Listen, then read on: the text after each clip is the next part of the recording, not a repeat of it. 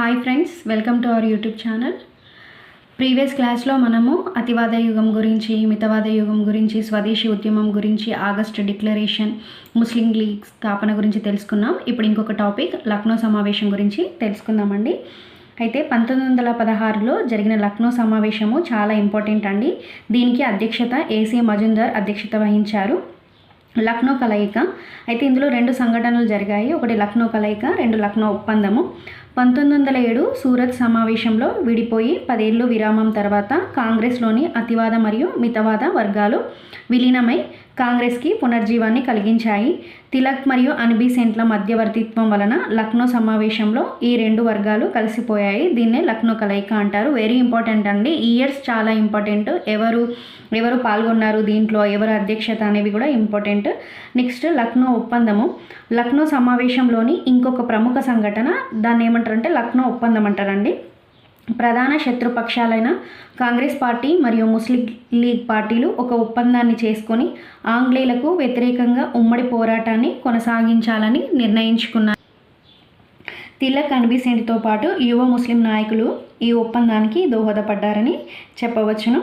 ఈ విధంగా కాంగ్రెస్ పార్టీ ముసల్మాన్లకు ప్రత్యేక నియోజకవర్గాల షరతును ఆమోదించడము అత్యంత వివాదాస్పదమైందండి ఈ ఒప్పందంలో. ఈ విధంగా లక్నో సమావేశం 1916లో ఏసీ మజుందార్ అధ్యక్షతన జరిగిందని చెప్పవచ్చు.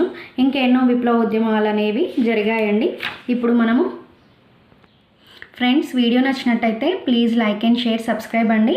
ఇప్పుడు మనం ఇంకొక ముఖ్యమైన టాపిక్లో మితవాద యుగం అయిపోయింది, అతివాద యుగం అయిపోయింది. ఇప్పుడు గాంధీ యుగం గురించి తెలుసుకుందామండి. గాంధీ యుగం అనేది చాలా ఇంపార్టెంట్ అండి. మితవాద యుగం పట్టణ వర్గాలకి అయితే, అతివాద యుగం అతివాద యుగం కూడా జరిగింది. ఆ తర్వాత గాంధీ యుగం అనేది గ్రామీణ అట్టడుగు వర్గాల వరకు కూడా చేరుకుందని చెప్పవచ్చు.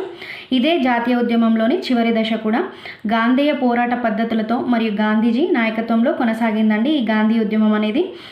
ఈ ఉద్యమంలో గాంధీజీ మెయిన్ ఇంపార్టెంట్ రోల్ ఏంటంటే అట్టడుగు వర్గాలను, అంటే గ్రామీణ ప్రాంతాలను వాళ్ళని కూడా చేర్చుకోవడమే ఇతని యొక్క విజయానికి దోహదపడిందని చెప్పవచ్చు. అసలు ఫస్ట్ మనం గాంధీజీ గురించి తెలుసుకుందామండి. అక్టోబర్ 2, 1869 గాంధీజీ గుజరాత్లోని పోర్బందర్లో జన్మించాడు.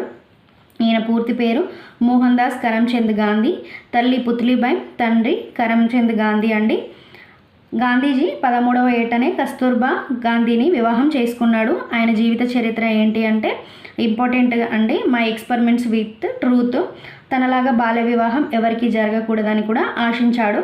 1893లో సౌత్ ఆఫ్రికాలో స్థిరపడిన భారత వ్యాపారి అబ్దుల్లా సేఠ్ యొక్క కేసును వాదించడానికి న్యాయవాదిగా సౌత్ ఆఫ్రికాకు వెళ్ళాడు గాంధీజీ. ఫస్ట్ సౌత్ ఆఫ్రికాలోని జాతి వివక్షతకు వ్యతిరేకంగా పోరాడుతూ 22 ఏళ్ళు అక్కడే గడిపాడు. ఈ పోరాటంలో గాంధీజీ కింది కార్యక్రమాలను చేపట్టాడు. 1894లో నాటల్ ఇండియన్ కాంగ్రెస్ అనే సంస్థను స్థాపించాడు. 1903లో ఇండియన్ ఒపీనియన్ అనే పత్రికను ప్రారంభించాడండి. గాంధీజీ ప్రారంభించిన పత్రిక పేరు ఏంటంటే ఇండియన్ ఒపీనియన్. 1906లో తొలిసారిగా ఈయన జాతి వివక్షతకు వ్యతిరేకంగా సత్యాగ్రహాన్ని చేపట్టాడు. 1909లో హిందూ స్వరాజ్ అనే గ్రంథం కూడా రచించాడు. ఇతనిని ముఖ్యంగా 3 రచయితలు వారి యొక్క రచనలు ప్రభావితం చేశాయండి. అవి ఎవరి రచనలు అంటే ముఖ్యంగా Leo Tolstoy, John Ruskin, Henry David Thoreau అనే రచయితలు. వారి రచనల ద్వారా ఇతను బాగా ఇంప్రెస్ అయ్యాడు. వారి రచనలకు Leo Tolstoy the kingdom of God within you, John Ruskin unto this last, Henry David థోరోనేమో సివిల్ డిసోబీడియన్స్ అనే గ్రంథాల ద్వారా, ఆ రచయితల ద్వారా, అంటే వారి యొక్క రచనల ద్వారా ఈయన బాగా ప్రభావితమైందండి. అయితే ఇతను తన ఇంటికి టాల్స్టాయ్ ఫార్మ్ అని పేరు పెట్టాడు. తర్వాత ఈ గాంధీజీ ఫస్ట్ 1916లో అహ్మదాబాద్లో సబర్మతి ఆశ్రమాన్ని ఏర్పాటు చేసుకొని 1930 వరకు అందులో నివసించాడు. ఇతను 1915లో సౌత్ ఆఫ్రికాను వదిలి భారతదేశానికి తిరిగి వచ్చినాక అహ్మదాబాద్లో సబర్మతి ఆశ్రమాన్ని ఏర్పాటు చేసుకొని అందులో నివసించాడు. తర్వాత మహారాష్ట్రలోని వార్దా సమీపంలో సేవాగ్రామ్ అనే నివాసాన్ని ఏర్పాటు చేసుకొని చివరి వరకు అందులోనే జీవించాడండి. గాంధీజీ అనేక సామాజిక, ఆర్థిక పునర్నిర్మాణ కార్యక్రమాలను చేపట్టాడు. మహాత్మా గాంధీ 1920 నుండి 1947 వరకు స్వాతంత్ర ఉద్యమానికి నాయకత్వం వహించారనే చెప్పవచ్చును. స్వాతంత్ర్యం అంటే బ్రిటిష్ పాలన నుంచి విముక్తి పొందడంతో పాటు సామాజిక లింగ వివక్షతలను అంతమొందించాలని గాంధీజీ గట్టిగా నమ్మాడని చెప్పొచ్చు. గాంధీజీ గారు హరిజన సేవక సంఘం మరియు ఆల్ ఇండియా అన్టచబిలిటీ లీగ్ అనే సంస్థలను స్థాపించి అస్పృశ్యతకు వ్యతిరేకంగా పోరాడారండి. మహిళలను 4 గోడలకు పరిమితం చేయడం గాంధీజీ తీవ్రంగా ఖండించాడు. వారిని అన్ని రంగాలలో పురుషులతో సమానంగా రాణించాలని చెప్పేవాడు. హిందూ ముస్లింల ఐక్యతను పెంచి మత సామరస్యాన్ని బోధించాలని, మతతత్వవాదానికి వ్యతిరేకంగా పోరాడాలని కూడా గాంధీజీ ఎంతగానో కృషి చేశారు. గాంధీజీ యొక్క సత్యాగ్రహం గురించి తెలుసుకుందాం మనం. మహాత్మా గాంధీ ఆయన యొక్క మొదటి ఆయుధం ఏంటంటే సత్యాగ్రహం అండి.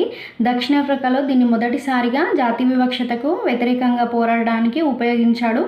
భారతదేశంలో మాత్రం 1917లో చంపారన్ ఉద్యమంలో చేపట్టాడు. మనం ప్రీవియస్ క్లాసెస్లో ఉద్యమాలలో చంపారన్ సత్యాగ్రహం, ఖేడా సత్యాగ్రహం మొదలైనటువంటి వాటి గురించి మనం తెలుసుకున్నాం. ప్రీవియస్ క్లాసెస్ చూడని వాళ్ళు ఎవరైనా ఉంటే ప్లేలిస్ట్లో క్లాసెస్ ఉన్నాయి, చూడండి. ఆ తర్వాత భారతదేశంలో ఆంగ్లేయులకు వ్యతిరేకంగా చేపట్టిన ప్రతి ప్రజా ఉద్యమము సత్యాగ్రహం ఆధారంగానే కొనసాగిందండి. గాంధీజీ ముఖ్యంగా అహింస, సత్యము, నిరాడంబర జీవితము, ధైర్యము మొదలైన వాటిని ఎక్కువగా చూపించాడండి. లక్ష్యము మరియు లక్ష్య సాధన మార్గాలకు సత్యాగ్రహి సమాన ప్రాధాన్యతను కల్పించాలి. లక్ష్యాన్ని చేరుకోవడానికి తప్పుడు మార్గాలు ఎప్పుడూ చూడకూడదు, ఎప్పుడూ అవలంబించకూడదు కూడా అనేది గాంధీజీ యొక్క సిద్ధాంతము. ఈయన తొలి ఉద్యమాలు మనము 1917లో చంపారన్ సత్యాగ్రహము, 1918లో ఖేడా సత్యాగ్రహం అనే రైతు ఉద్యమాలను విజయవంతంగా నడిపాడు. అయితే గాంధీజీ గారు 1918లో అహ్మదాబాద్లోని వస్త్ర పరిశ్రమ కార్మికుల బోనస్ కోసం గాంధీజీ ఒక కార్మిక ఉద్యమాన్ని చేపట్టాడండి. 1918లో Mahatma Gandhi Ahmedabad textile labour union అనే కార్మిక సంఘాన్ని కూడా స్థాపించాడు. ఈ ఉద్యమంలోనే గాంధీజీ తొలిసారిగా ఆమరణ నిరాహార దీక్షను చేపట్టాడండి. గాంధీజీ తొలిసారిగా ఆమరణ నిరాహార దీక్షను ఎప్పుడు చేపట్టారు అంటే 1918లో Mahatma Gandhi Ahmedabad textile labour union అనే కార్మిక సంఘాన్ని స్థాపించారు కదా. ఈ ఉద్యమంలో ఈయన తొలిసారిగా ఆమరణ నిరాహార దీక్షను చేపట్టాడండి. ఈ విధంగా దాంతో వస్త్ర పరిశ్రమ యాజమాన్యం దిగి వచ్చిందండి. అయితే అంతేకాకుండా గాంధీజీ తిరుగులేని నాయకుడిగా కూడా ఎదిగాడు. బ్రిటిష్ సామ్రాజ్యవాదాన్ని ప్రశ్నిస్తూ స్వాతంత్ర్యం కోసం 3 ప్రధాన జాతీయ ఉద్యమాలను కూడా చేపట్టాడు.